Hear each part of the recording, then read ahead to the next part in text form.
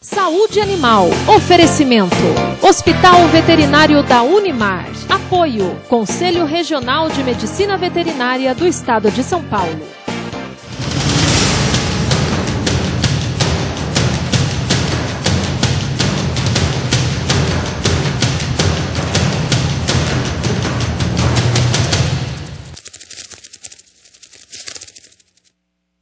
Olá, sejam bem-vindos. Começa agora mais uma edição do nosso programa Saúde Animal e você já sabe que em todas as semanas nós temos uma edição inédita, sempre com temas relevantes, temas que estão diretamente ou indiretamente ligados à nossa rotina, porque nós estamos aqui justamente para aprender um pouquinho mais sobre esse universo da medicina veterinária e zootecnia, que tem um tema, né, cada vez mais amplo, cada vez maior e muito mais próximo da nossa realidade. Hoje, por exemplo, nós vamos falar sobre geriatria, que é uma especialidade, obviamente devido às consequências, né, de um bom tratamento, o avanço tecnológico, a especialização, né, cada vez também maior dos profissionais da área. Então, cada vez mais nós temos a oportunidade de conviver com os nossos animais de estimação há mais tempo, né? E, obviamente, surgem problemas característicos da idade, do passar da idade. Então, é justamente sobre isso que nós vamos falar a partir de agora. E eu recebo aqui ao vivo no nosso estúdio o professor Rodrigo Prevedelo Franco, ele que é docente do curso de Medicina Veterinária e Zootecnia da Unimar, e vai falar sobre geriatria veterinária em pequenos hoje, né? Isso, nós vamos ouvir um pouquinho sobre essa especialidade. Doutor Rodrigo, seja bem-vindo. Enza, primeiramente, boa noite. Agradeço novamente o convite de estar falando um pouquinho sobre a geriatria de cães e gatos. E você já basicamente definiu o que seria a geriatria. Hoje você tem os cães, basicamente os cães e os gatos, devido ao avanço da medicina veterinária, a qualidade de vida, a preocupação do proprietário com ele, a melhora na nutrição, no profissional que está atendendo esse paciente e principalmente na especialidade, você tem um avanço da idade desses animais. Então hoje você tem uma grande incidência de cães idosos. E a partir daí é saber cuidar desses cães. Então as principais patologias que acometem esses cães idosos e os gatos também, e principalmente que nem o ser humano, são algumas doenças silenciosas, crônicas, que quando vão aparecer os sinais clínicos, essas doenças já estão há muito tempo fazendo seu efeito e aí muitas vezes você tem pouca coisa a fazer. Então a geriatria hoje, ela é uma especialidade, mas o clínico geral, o médico veterinário que trabalha com pequenos animais, ele tem que estar atento às patologias crônicas, às patologias silenciosas que acometem esses cães e gatos. E na verdade, assim como nos seres humanos, né, nós pensamos na geriatria a partir do momento do nascimento. Né, porque todos nós envelhecemos a partir do momento, né, até da concepção, as células já vão se desgastando. Então, quer dizer, a prevenção também é um trabalho importante já, não só pensar lá no animal idoso, mas desde filhotinho ou até mesmo desde a gestação é possível, né, trabalhar direitinho, atender todas as recomendações dos profissionais para que esse animal chegue à terceira idade dele. Né? É a terceira idade também que a gente fala? Você pode até dividir isso em três pontos mesmo, porque se você considerar um cão idoso a partir dos 7, 8 anos de idade, e ele tem uma vida aí média de 14 a 15, até animais chegando a 18, 19 anos, até felinos também com 16, 17 anos, você poderia até falar que seria uma terceira idade. Mas a partir do 6º ao 7º ano, daí em diante, você já pode considerar um paciente que sai de um animal adulto jovem para um cão entrando na fase idosa. E a partir daí é a hora que você começa a trabalhar, e a medicina veterinária hoje vem trabalhando com isso, com a prevenção. Não esperar o animal chegar com 12, 13, 14 anos, que nem chega no hospital, no serviço do hospital veterinário, já com todos os problemas apresentados, e aí você vai fazer o diagnóstico. Então, se você prevenir ou acompanhar ou fazer um diagnóstico prévio dessa patologia, você vai ter uma eficiência terapêutica muito melhor quando o animal já chega para você com sinais clínicos e algumas vezes até com comprometimentos orgânicos colaterais, né, do organismo, que muitas vezes não tem muita coisa que a gente fazer naquele momento. E aí, na verdade, o sofrimento é maior, né, até para o proprietário que leva um susto, justamente por não imaginar, porque a gente ainda tem uma ideia muito errada sobre a idade do animal. Isso. Né? E isso é cultural, para nós brasileiros principalmente, né? A gente nunca consegue associar exatamente quantos anos tem um animal. Então, acho que antes, nós temos as imagens para ver um pouquinho ali sobre os animais, mas só para desmistificar um pouquinho rapidamente, né, como é que a gente pode quantificar a idade em relação ao ser humano, um ano para nós, quantos anos para o cão ou para o gato? Eles falam normalmente que a primeira idade do cão e a primeira idade do gato, ele tem, em média, em torno aí de 12 a 13 anos de idade, chegando até em torno de 10 a 15 anos, vamos por média. Então é a fase, quem faz atendimento na clínica, na rotina, você sabe que o animal que tem de 4 a 5 meses, até a fase dos 8 meses, é a fase da troca dos dentes. Então é a fase, vamos supor, que a criança aí estaria com, sei lá, 8, 9, 10 anos, né?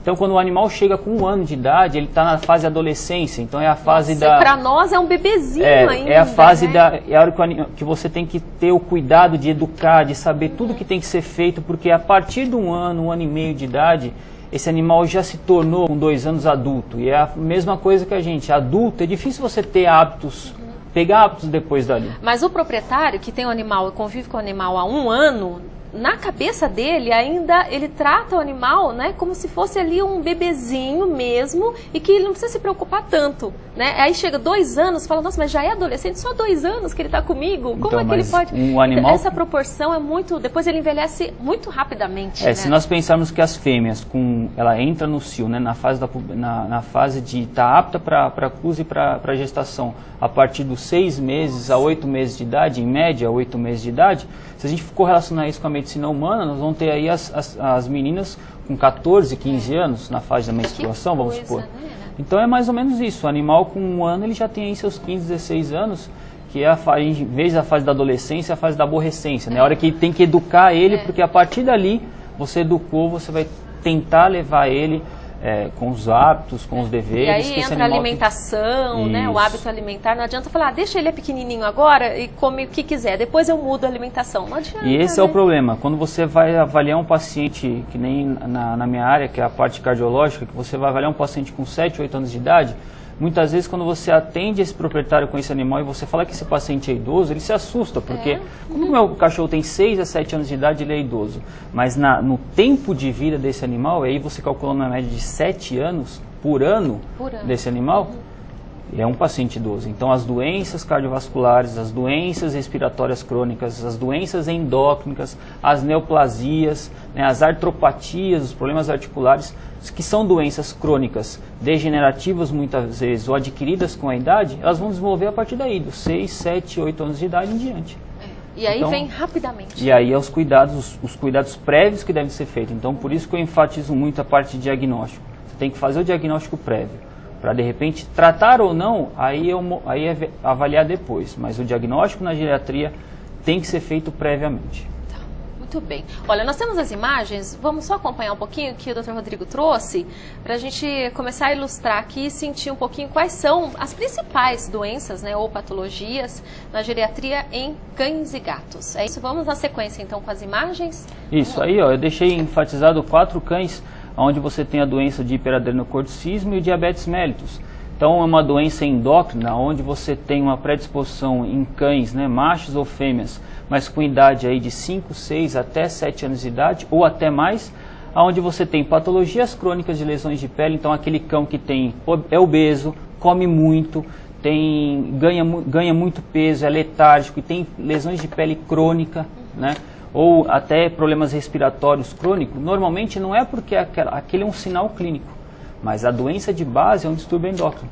Então esses animais que estão na tela são pacientes que você tem que são idosos, né? A outra doença, o hipotireoidismo, até a reação daquele Rottweiler ali aqui no canto, o hipotireoidismo, a gente fala que o cão é obeso, letárgico e principalmente aquelas faces trágicas, parece que ele está com sono, parece que ele está sempre cansado, e também, novamente, lesões de peles crônicas. Então o paciente tem um distúrbio primário da tireoide. E às vezes, né, a pessoa também já associando a idade, fala, ele tá assim mole, não quer mais brincar, mas é porque ele já tá ficando velhinho e também não cuida, achando que isso não pode ser melhorado. Quer dizer, o animal pode ter uma expectativa de vida maior e melhor, porque senão não faz sentido, né, ele ficar mais tempo com a gente, mais doente. Né? Com certeza, e aí está a diferença. Quando você faz o diagnóstico de uma endocrinopatia, nesse caso, você mostrar ao proprietário por que esse animal, há 10 anos, ele é letárgico, ele é quieto, meu cachorro fica deitadinho o tempo todo, mas não é porque ele quer, é porque ele tem uma patologia de base. E aí você tratando, melhorando esse quadro, você vai ver que o animal vai melhorar, assim, 100%, volta a ser ativo, e o proprietário fala, nossa, ele passou 10 anos quieto, ele passou 5 anos... Dó, né? Mas aí o que acontece? É você saber avaliar esse cão e chegar ao diagnóstico definitivo. Não tratar o sintoma em especial, mas saber se aquilo lá tem uma causa base. E a geriatria envolve isso. A questão do cuidado mesmo, né, e do bem-estar animal quando a gente pensa. Vamos voltar um pouquinho a imagem? Né? Vamos voltar lá no hipotireoidismo. Isso. Anterior ainda. Que aí, então aí você fica observando, ó, um cão aqui no canto, parte inferior do vídeo, com lesões de pele crônica. Então você tem esse paciente, de repente já passou por vários colegas e aí você tem uma lesão de pele crônica, passa 1, 2, 3 anos tomando vários medicamentos, mas a doença base não é uma dermatopatia, e sim um problema de pele, ele é secundário a um distúrbio endócrino. Já é uma consequência. Uma consequência. No caso do hipotireoidismo, você tem uma imunossupressão contínua. Né? Aquele Rottweiler, então, obeso, normalmente você atende um paciente daquele por causa de problemas articulares. Só que ele é obeso daquele jeito, não é porque ele come muito, porque o proprietário fornece muita ração. Ele tem algum distúrbio, porque ele tem um distúrbio do metabolismo dele que faz com que ele tenha um consumo maior e um acúmulo de gordura maior. E esse tipo de problema, para se fazer o diagnóstico, né, como o Dr. Rodrigo está dizendo aqui, às vezes passa por um profissional, por outro, é muito difícil fazer o diagnóstico? O problema é que o diagnóstico, o diagnóstico é relativamente simples. O interessante é você ter todos os dados desse animal. Então, desde a anamnese, desde o exame físico, desde os exames laboratoriais, então você criar uma suspeita clínica, e isso é importante. E aí sim, você mostrar ao proprietário que todo aquele conjunto de informações que você obteve está levando a uma doença base. Então, na parte da geriatria, quando você atende um paciente desse, muitas vezes ele chega para a gente com problema respiratório. Até detectar, né? Até você imaginar que esse problema respiratório é devido a uma obesidade, e essa obesidade não é em virtude que o animal come muito, mas sim porque ele tem um distúrbio endócrino primário. Você tem que ter uma coleção de dados, né? Você tem que obter todos esses dados, principalmente saber interpretar esses dados, e aí sim, chegar a uma suspeita clínica. E para fazer o diagnóstico dessas doenças, com exames específicos, claro, tem que ser específico, você faz. E o interessante é que existe tratamento. Sim.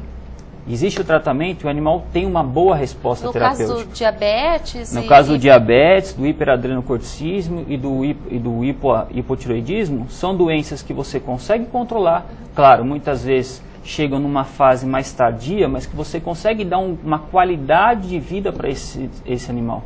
Então, vamos supor que esse paciente tem 10, 12 anos, você consegue manter ele 2, 3, 4 anos bem, com qualidade de vida. E esse é o objetivo do clínico que faz a parte de geriatria. É promover, com o diagnóstico definitivo, qualidade de vida para esse paciente. E essa qualidade passa a partir da terapia. E aí, mais uma vez, a gente acaba voltando para o ponto inicial aqui do programa, né? Na prevenção. E isso tudo para nós é muito novo ainda. Né? Apesar de termos essa proximidade com o animal cada vez mais frequente, mas ainda é muito novo o hábito. Agora que nós temos mais acesso aos profissionais, felizmente, né? Nós temos aqui em Marília o privilégio de contar com o hospital veterinário. Então, toda essa estrutura, porque até pouco tempo atrás era muito caro. Né? Era muito difícil para se manter frequentemente, porque quando você leva o animal com frequência, o profissional já conhece, como um pediatra conhece o seu filho desde pequenininho, vai começar a perceber essas diferenças no comportamento, né? Então a tendência é melhorar isso, acho que com muita informação, claro. Claro, e eu faço uma comparação muito com a medicina. A medicina veterinária hoje, claro, ela não está no mesmo patamar e eu acredito que vai demorar muito tempo para chegar nesse patamar. Mas avançou muito. Mas avançou muito. E esse avanço que ela está tendo está fazendo com que os proprietários se preocupem mais, exijam esse serviço especializado e principalmente forçam não só o desenvolvimento da medicina veterinária, mas de todos os veterinários que estão envolvidos no atendimento de um paciente nesse quadro. Então, muitas vezes, sozinho a gente não consegue Claro. Achar o diagnóstico. A gente precisa de um auxílio de uma gama de profissionais que a função de todos eles é trabalhar junto e, principalmente, dar o diagnóstico definitivo para esse paciente. E, principalmente, saber tratar e acompanhar esse paciente. Então, tudo isso envolve vários profissionais. Saber lidar com um grupo de profissionais, isso é o que é interessante. E a medicina veterinária já é assim. Ela não é mais única, não existe mais um profissional só. Sim.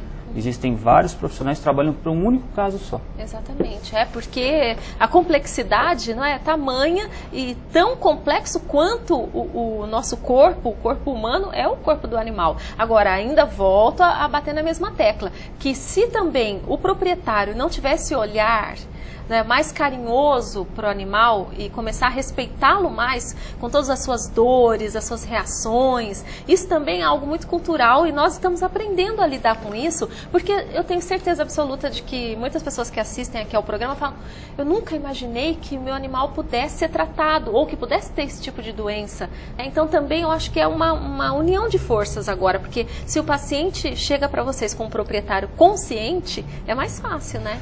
E o que nós recebemos lá no hospital e é aquele proprietário que muitas vezes chega para a gente com aquele animal com 7, 8 anos de idade e que, é o que eu falei, ele trata aquele animal, tem aquele animal como um membro da família e ele exige que seja tratado como um membro da família. E essa é a exigência que o profissional da medicina veterinária, principalmente os que estão querendo adentrar na profissão, os que estão saindo principalmente, é ter essa importância, é ter essa ética profissional de mostrar que o proprietário está exigindo e você tem que saber controlar isso, né?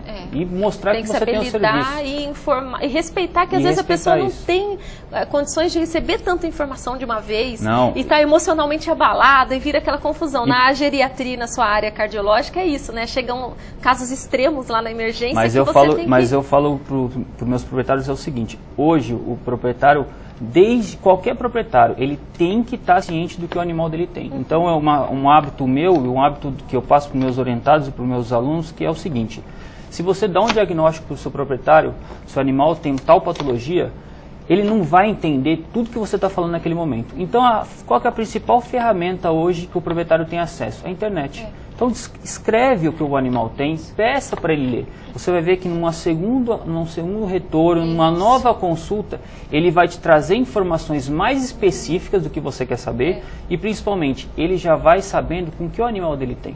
Então, hoje, a conscientização do proprietário, mostrando para ele que tem essa informação, que o animal também tem doenças igual ocorre na medicina humana, ele vai trazer para você um benefício que são mais informações para que você cada vez mais chegue ao diagnóstico adequado. É uma troca importantíssima, porque o animal está ali, né? Não tem como se expressar, a não ser por gestos e aquela reação do corpo dele, e alguém tem que falar por ele. Nesse caso, somos nós proprietários, né? Não, com certeza. Vamos dar sequência nas imagens, depois tem lá são as imagens da obesidade, que também são pesadas, né? A gente literalmente, porque você olha e fala, meu Deus...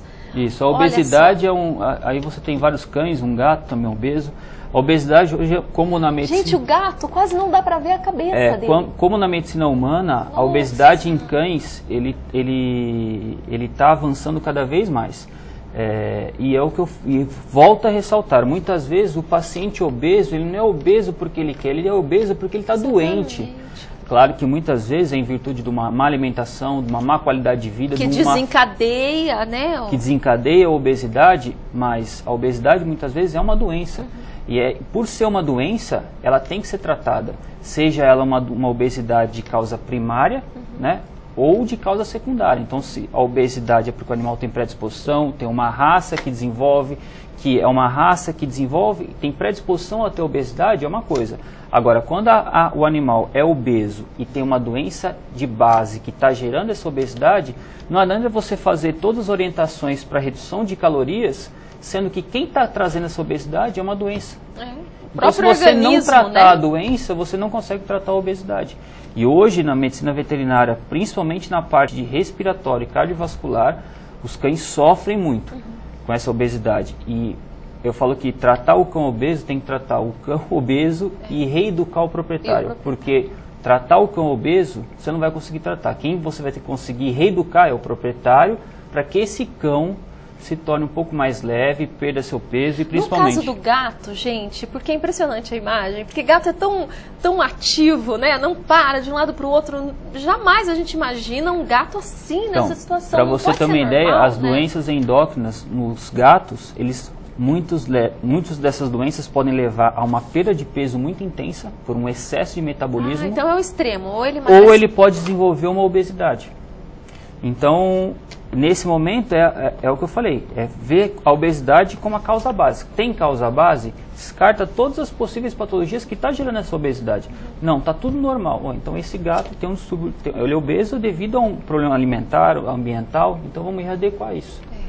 E aí pensando nos extremos, né, nesses distúrbios alimentares, ou ele emagrece demais, como nós, também isso existe para eles, né, com o passar dos anos na velhice, ou, né, para de comer, ou tem algum problema gastrointestinal, qualquer coisa assim, né, ou até mesmo a questão cardíaca, no que diz respeito à atividade física. Isso. Muitas vezes o proprietário é muito ativo, porque o estilo de vida do proprietário é muito parecido com o do cão, isso é verdade. E aí ele sai, vai caminhar e leva, e o animal às vezes não está preparado para fazer isso. Também tem isso, né, que a gente tem que pensar, não só na obesidade, mas também naquela preocupação extrema com a atividade física, a alimentação às vezes exageradamente regrada, um estresse que passa para o animal. Isso também interfere.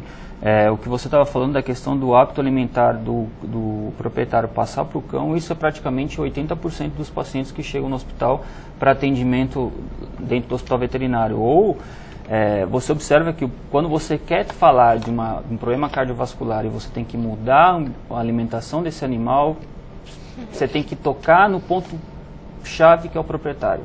Se você não conseguir provar para ele de A mais B que isso é benéfico para o cão, você não vai conseguir. Por quê? Porque ele tem que mudar. Não é o cão que tem que mudar, quem tem que mudar é ele. Então isso é complicado. A mesma coisa do cão obeso, que o proprietário fala assim, mas ele é tão gordinho que ele não consegue andar. Não é que ele não consegue andar, é que você não põe ele para andar. Porque se você pôr ele para andar, ele vai andar. E nem que seja devagarzinho também. Não pode fazer o animal sair correndo, não é? Não pode. Existe protocolos de tratamentos para obesidade, para redução de peso, onde você institui o exercício físico regularmente, aos poucos. Normalmente a gente usa um tratamento feito em torno de 4 meses, onde você, em poucas vezes na semana, mas de uma forma contínua, o animal perde aí em torno de 20% do seu peso.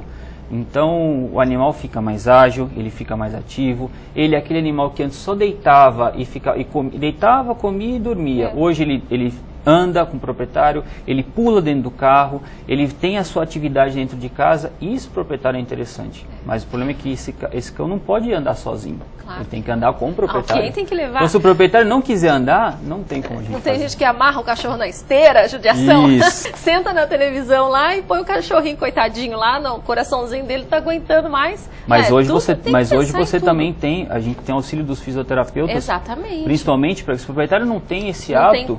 Existem colegas que trabalham orientados, né, dentro da fisioterapia para fazer essa redução de peso. Então, existem, como eu falei, é um trabalho, um conjunto de vários colegas que fazem com que a medicina veterinária cada vez mais se desenvolva. Muito bem. Tem mais alguma imagem aqui para a gente finalizar antes da palavra do aluno? Tem, professor, mais uma? Tem a das neoplasias e das cardiopatias. Então tem as artropatias também. Vamos passar as imagens? Essas artropatias, então, os problemas articulares, né? Aqui um TECL, né? O famoso COFAP, obeso, com predisposição a ter problemas de coluna e problemas articulares. Ele já tem sendo magrinho, imagina obeso, né? Aí, ali você tem um pastor alemão, uma raça muito predisposta a ter problemas de colunas torácicas, lombares, lombosacras e articulares.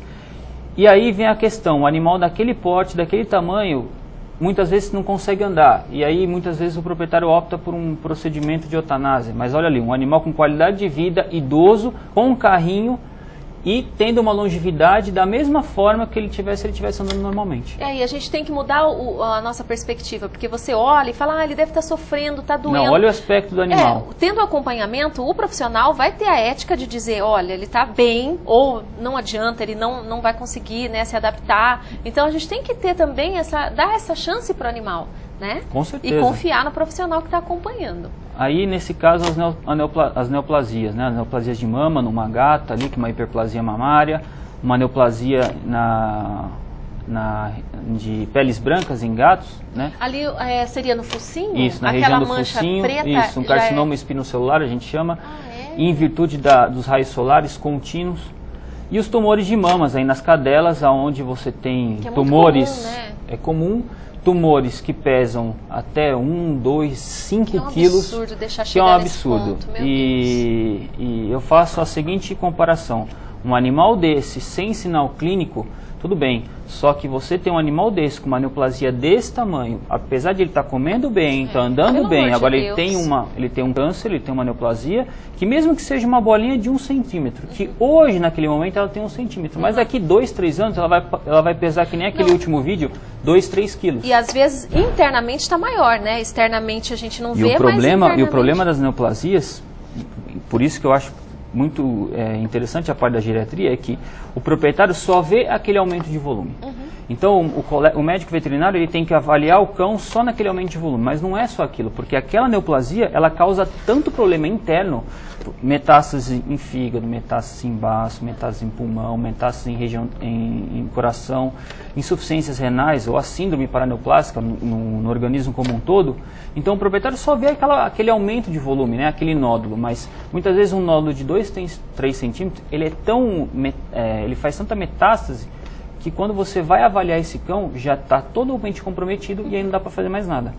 Então a prevenção, voltando naquele assunto, a prevenção de um pequeno nódulo e fazer a avaliação correta, saber o que é aquele nódulo, principalmente, vai fazer com que você tenha um prognóstico clínico melhor para esse paciente, um prognóstico, uma qualidade de vida melhor para esse paciente no seu final de vida. Sempre há tempo de fazer alguma coisa, pelo menos para ter a sensação de dizer, eu tentei, né? Pelo menos Com isso, certeza. não deixar chegar assim nesses pontos tão críticos. Mais alguma imagem aqui? Acho que já encerramos. Não, acho que era hoje sobre as principais afecções são essas que eu... Ok, então eu vou chamar palavra do aluno e palavra do presidente do conselho, que o nosso tempo, olha, foi rapidinho e rapidamente nós já retornaremos aqui para as considerações finais. Vamos lá, palavra do aluno.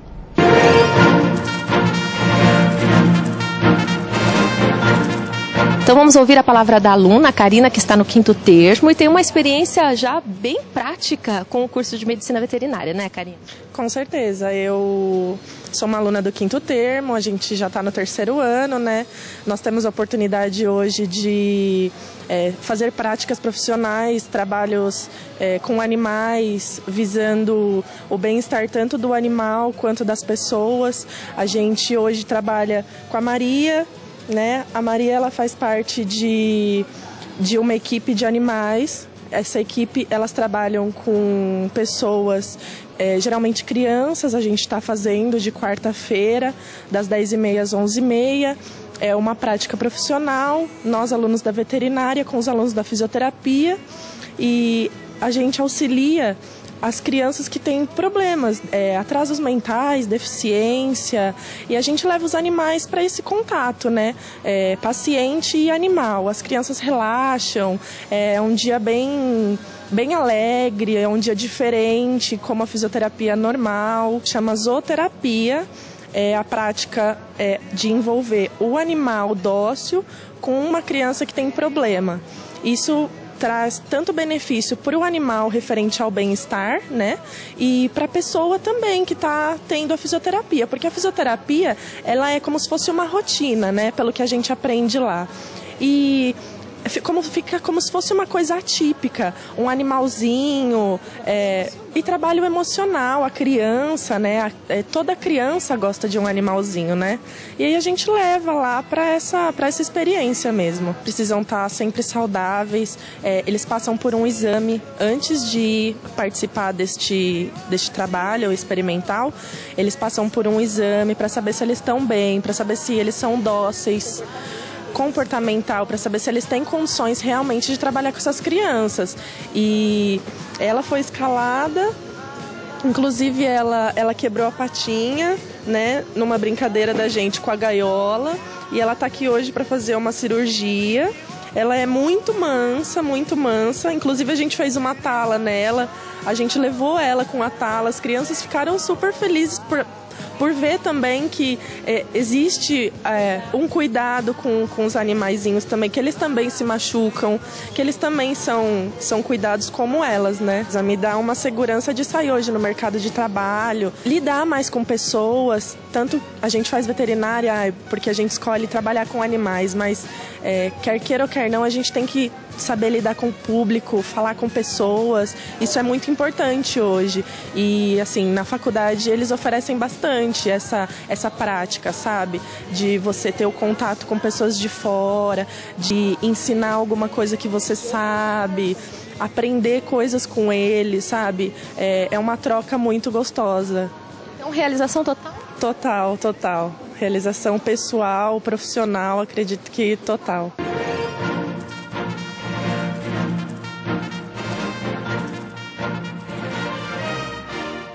Outra vitória que o Brasil conseguiu foi o reconhecimento do governo americano na importação de carne de suíno. Não quer dizer que nós vamos ganhar o mercado de exportação para os Estados Unidos, mas é um aval que o governo americano deu ao trabalho do médico veterinário e do zootecnista no Brasil, a possibilidade de se exportar para aquele país carne suína.